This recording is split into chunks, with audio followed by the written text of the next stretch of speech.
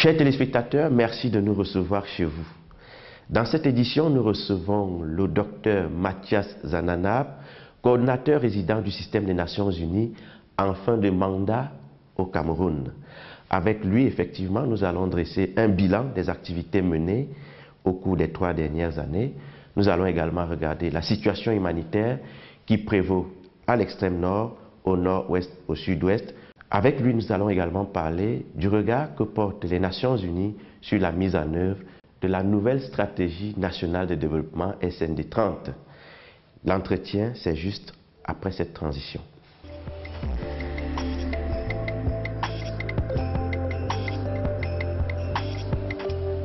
Comme indiqué à l'entame de ce programme, notre invité est le coordonnateur résident du système des Nations Unies arrivé au terme de son séjour diplomatique au Cameroun.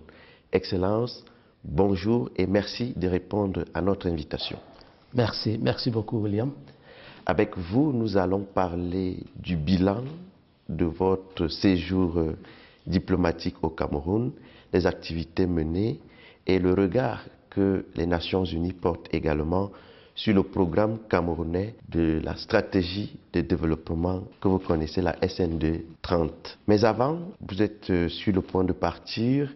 Comment est-ce que vous vous sentez au terme de ce séjour qui aura duré pratiquement 3 années? Est-ce que vous êtes un peu triste ou alors tout à fait soulagé de quitter ce pays? Merci beaucoup mon cher frère William. Je peux dire à votre question que c'est mélangé les sentiments que j'ai à ces moments parce que pour moi le Cameroun a été un pays qui m'a tout donné, c'est-à-dire au niveau professionnel, au niveau familial. Donc je quitte le pays avec un sentiment vraiment mélangé. Je peux dire soulagé parce que au niveau de la relation entre le Cameroun et les Nations Unies, on a beaucoup travaillé et grâce à le soutien que j'ai eu du côté du gouvernement et le soutien de mes collègues représentants dans l'équipe pays, je pense qu'on a pu renforcer cette relation avec le gouvernement et le peuple camerounais. Donc là, je peux dire que je suis soulagé. Mais partir après 3 ans, que je commence à sentir vraiment chez moi, c'est un peu triste quand même. Mais je sais que le Cameroun restera toujours dans mon cœur et je suis toujours camerounais au cœur. Vous avez parcouru le Cameroun certainement au cours des 3 dernières années. Qu'est-ce qui a retenu votre attention? Qu'est-ce qui vous a marqué? Beaucoup de choses. En fait, quand je venais au Cameroun, j'avais cette, idée que le Cameroun serait un pays difficile à travailler. Mais pour moi, ce n'était pas le cas. Je suis arrivé ici et j'étais vraiment impressionné par l'hospitalité légendaire du Camerounais.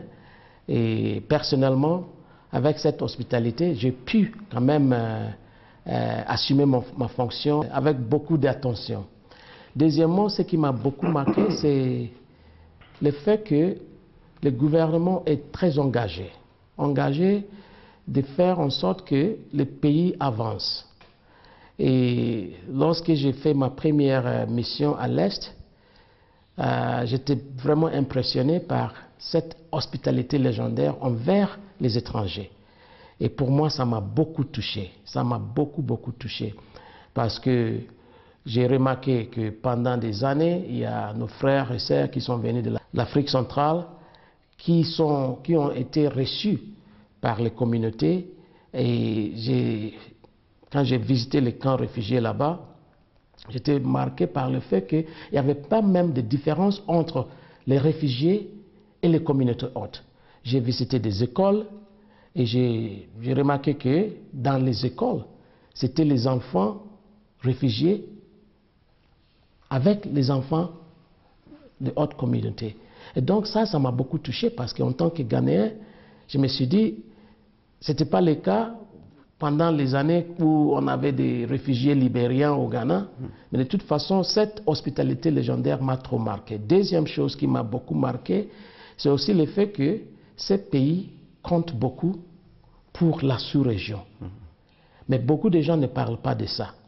Au niveau politique, moi je dis souvent que ce pays est le plus stable dans les sous-régions.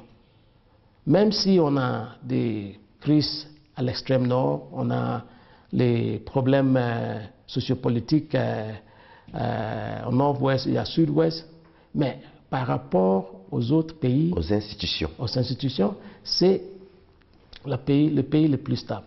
Une autre chose qui m'a marqué, troisième chose, c'est la résilience des Camerounais et l'économie du Cameroun.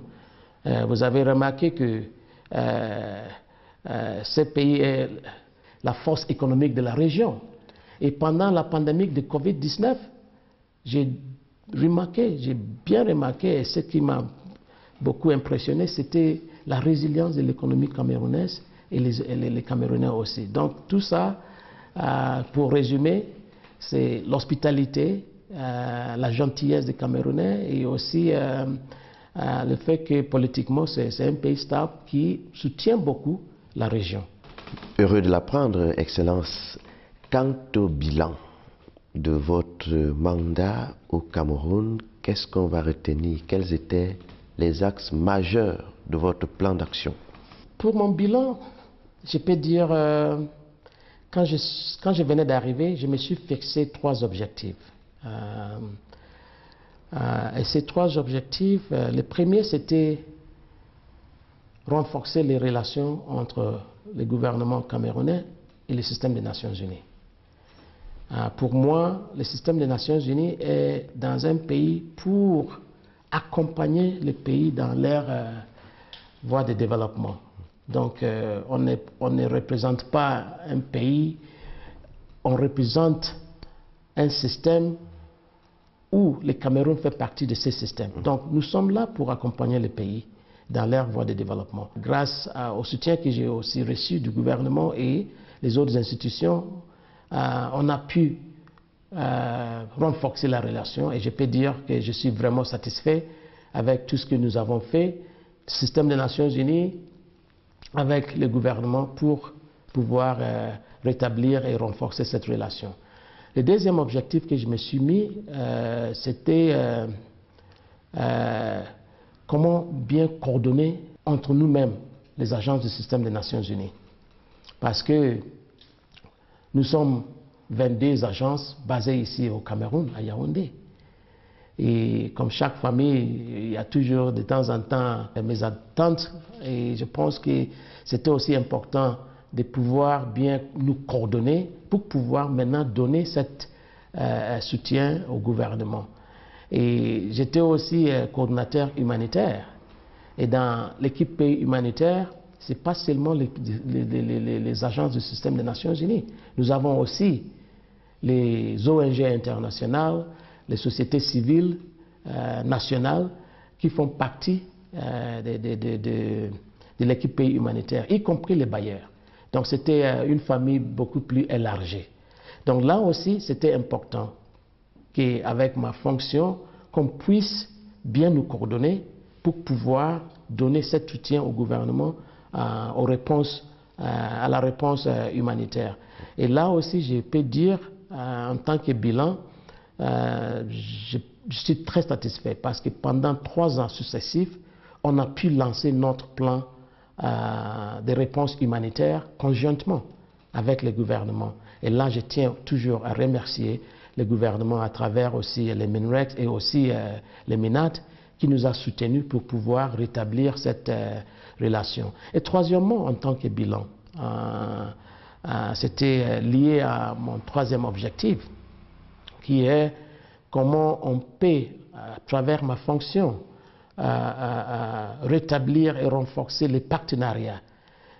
Ce n'est pas seulement les partenariats entre le système des Nations Unies et les gouvernements, mais les partenariats qui inclut tous les partenaires financiers et techniques, c'est-à-dire les autres partenaires qui travaillent ici au Cameroun. Et ça, on a aussi réussi à pouvoir rétablir cette comité multipartenaire qui, pour moi, était un très bon achievement pour aller de l'avant, parce que là, on peut toujours maintenant s'asseoir avec le gouvernement, les Nations Unies et les autres partenaires pour échanger sur comment on peut appuyer et donner nos efforts à la SND 30 pour relever les défis et aussi adresser les priorités qui sont mises dans la SND 30. Donc tous ces trois volets, je pense qu'en termes de bilan, je peux dire que je suis bien satisfait parce qu'on a fait beaucoup de progrès dans les trois objectifs que je me suis fixés quand je venais d'arriver. Oui, vous avez évoqué la SND 30 tout à l'heure. Comment est-ce que les Nations Unies apprécient ce programme? Merci, merci beaucoup. D'ailleurs, quand je venais d'arriver, c'était la même année qu'on a... Effectivement, en 2020. En 2020. Et je me suis rendu compte que... L'entrée en vigueur de la nouvelle stratégie. Absolument, absolument. Et je me suis rendu compte que c'était une stratégie qui était vraiment alignée à l'agenda 2020-63 de l'Union africaine. Je me suis rendu compte que la stratégie SND 30 est aussi bien alignée aux ODD. Donc, en tant que coordonnateur, j'étais déjà impressionné parce que la vision du pays, de faire le Cameroun un pays émergent à l'horizon 2035, était vraiment fixée dans la SND 30. Et pour moi, la base, c'était, est-ce que c'était lié aux ODD ou à l'agenda 2063? Et là, j'étais vraiment content. Deuxième chose, quand je venais d'arriver, on était aussi en train de préparer notre plan 4 de coopération avec le gouvernement. Et ça nous a permis maintenant, en tant que système des Nations Unies, de bien s'aligner avec la stratégie nationale du pays. Donc je peux dire qu'en tant que système des Nations Unies, nous apprécions beaucoup les volets et les axes prioritaires que le gouvernement a fixés, surtout, et pour nous, notre plan 4 de coopération qui est aligné, nous avons pris 4 axes de la stratégie nationale comme nos priorités aussi en tant que système des Nations Unies, et ça nous permet maintenant de dire que notre soutien au gouvernement s'aligne avec les priorités qui sont exprimées dans la SND 30. Et dans le domaine de la santé, et dans le domaine économique, et dans le domaine de renforcement des institutions, par exemple la gouvernance et la décentralisation. Et tous ces axes-là, nous sommes bien alignés avec celle du gouvernement. Et maintenant, avec la comité multipartenaire, nous sommes en train maintenant de faire en sorte que tous les partenaires aussi s'alignent leurs programmes de soutien au pays ou leurs programmes de développement à la SND 30. Donc, à la fin du compte, nous, en tant qu'agence de développement des Nations Unies, ou bien tous les autres partenaires qui sont ici pour les questions de développement, nous nous sommes fixés sur la SND 30 et les priorités du SND 30. Et c'est comme ça, je pense que le pays va avancer. Et de toute façon, je suis sûr qu'avec notre plan 4 de coopération, nous allons pouvoir donner un peu ce que nous pouvons à la SND 30. Pour parler du volet humanitaire que vous avez évoqué tout à l'heure dans vos propos, vous êtes arrivé au Cameroun dans un contexte marqué par la crise de Boko Haram dans l'extrême nord, celle du nord-ouest et du sud-ouest également. Au moment où vous partez, qu'est-ce qui retient votre attention sur le plan humanitaire? Merci, merci beaucoup. Sur le plan humanitaire, certes, il y a toujours beaucoup à faire, surtout dans le domaine de la mobilisation des ressources pour pouvoir accompagner le gouvernement dans leur réponse à ces crises multiples. Et d'ailleurs, je félicite le gouvernement qui a pris en charge la réponse à ces multiples crises. Je me souviens quand je suis allé à l'extrême nord, le gouvernement est vraiment présent pour pouvoir sécuriser et faire en sorte que les citoyens sont bien sécurisés. Au nord-ouest, sud-ouest, je vois à travers les plans présidentiels de reconstruction, le gouvernement est vraiment présent pour pouvoir soulager les souffrances qui est causée par cette crise au nord-ouest, sud-ouest. Donc, juste pour vous dire que pendant ces 3 ans, j'ai vu la situation bien évoluer. C'est-à-dire, si on prend les cas de nord-ouest, sud-ouest, j'ai remarqué que avec tous les efforts que le gouvernement a mis en place, avec tous les efforts que nous, en tant qu'agences humanitaires, ont mis en place, nous avons pu assister beaucoup de personnes en besoin, surtout les personnes déplacées. Mais au niveau de la tension, je pense que dans ces 3 ans, ce que j'ai remarqué, c'est la baisse de tension. Et je pense que, et c'est ma prière, que ça continue comme ça, parce qu'on maîtrise la situation maintenant. Et ce que je peux dire, juste pour dire, c'est essayer de renforcer les partenariats autour des plans présidentiels, parce que dans ces plans présidentiels, il y a d'autres volets qui mènent à la cohésion sociale que beaucoup de partenaires peuvent soutenir. Et j'ai pris que parmi cette diversité qui est la force du Cameroun, qu'on aura toujours la sérénité et la paix dans les années à venir. Alors, Excellence, je vais interpeller également votre commentaire. Il y a certains partenaires du Cameroun qui pensent que relancer un plan de reconstruction des régions du nord-ouest et du sud-ouest, c'est peut-être maladroit ou précipité, qu'il faut attendre la fin de la crise pour relancer la construction de certaines infrastructures. Qu'est-ce que les Nations Unies pensent? Merci pour cette question. D'ailleurs, les Nations Unies est déjà engagées avec le gouvernement dans ces plans pour lancer les activités de reconstruction au lieu d'attendre jusqu'à la fin. Parce que s'il y a des hôpitaux qui sont détruits, il y a des écoles qui sont détruites, au fur et à mesure qu'on attend jusqu'à la fin, on va tout rater. C'est vrai. Donc pour nous, et je pense que c'est la raison pour laquelle, à travers les PNUD, les Nations Unies, nous sommes engagés avec le gouvernement parce qu'on pense dans les mêmes voies que si on commence la reconstruction et les relèvements maintenant, les gens peuvent toujours reprendre leur vie rapidement. Tout à fait. Et je pense que le concept qui a été prouvé, c'est que le plan présidentiel qui est soutenu par le PNUD et les Nations Unies, nous avons beaucoup de succès dans beaucoup de volets. Et je pense que c'est une... on ne peut pas attendre jusqu'à la fin parce qu'on ne sait pas quand ça va finir. Mais il y a des gens qui souffrent et qui ont besoin des infrastructures, qui ont besoin des services sociaux de base, qui ont besoin de reprendre leur vie.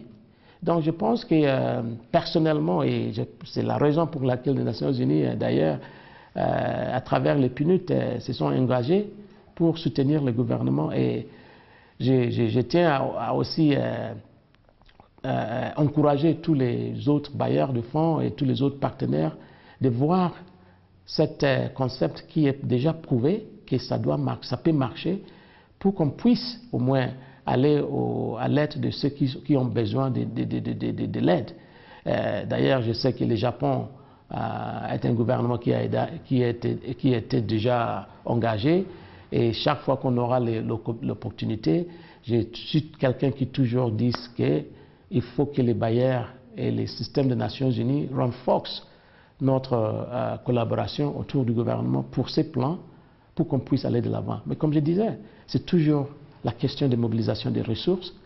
Et dès qu'on aura maîtrisé cette problématique de la mobilisation des ressources, je pense que tout le monde sera bien engagé pour qu'on puisse aller de l'avant. Cet entretien tire précisément vers sa fin, mais je vous invite, Excellence, à regarder avec nos téléspectateurs. C'est une petite pause que nous prenons pour suivre le dîner d'État qui a été offert en votre honneur au nom du président de la République, dîner d'État au cours duquel vous avez été fait chevalier de l'Ordre national de la valeur.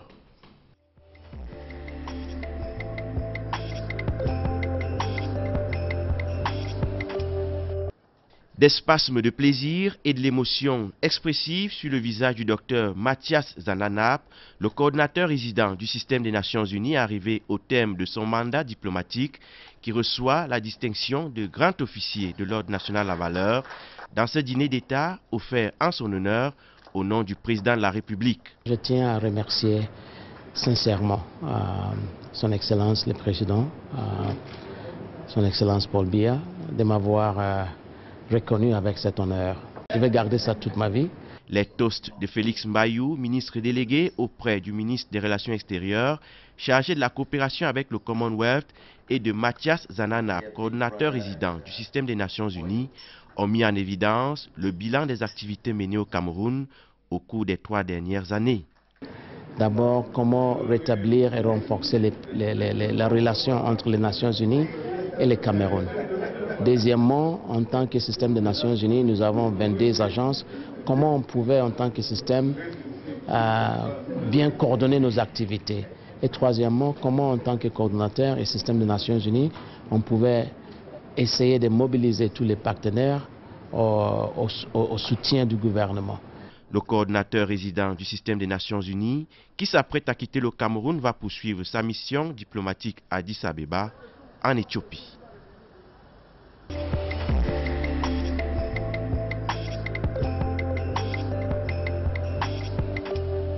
Excellence, vous avez été fait chevalier de l'Ordre national de la valeur, une très haute distinction honorifique au Cameroun.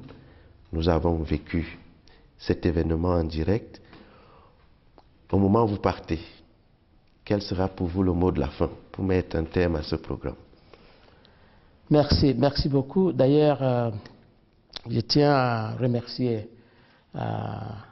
Son Excellence, le Président Paul Biya, qui m'a honoré avec cette médaille. J'ai reçu cette médaille à mon nom personnel, mais aussi au nom du système des Nations Unies.